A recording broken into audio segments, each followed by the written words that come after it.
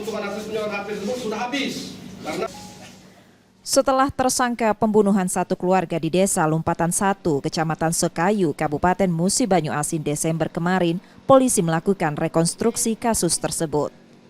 Reka ulang diperagakan tersangka Eeng Plaza dan 4 pengganti sebagai korban.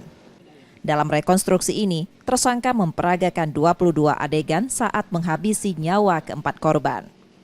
Perbuatan tersangka terlihat dalam reka adegan ini yang memukul korban Heri beserta ibu dan kedua anaknya bertubi-tubi.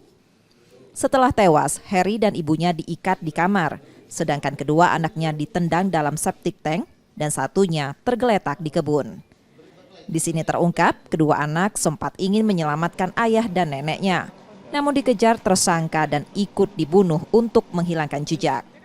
Usai rekonstruksi, tersangka menyesali semua perbuatannya karena hilaf, serta meminta maaf pada keluarga korban. Pokoknya aku minta maaf. Aku minta maaf karena hilaf. Bukan kena hati. Udah kanggap keluarga. Rekonstruksi dilakukan untuk melengkapi berkas perkara yang segera disidangkan.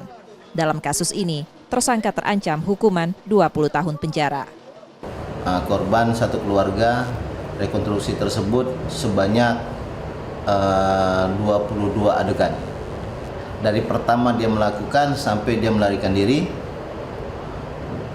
Ada fakta baru nih yang terungkap di dalam rekonstruksi? Tidak ada fakta baru, rekonstruksi ini untuk melengkapi berkas saja.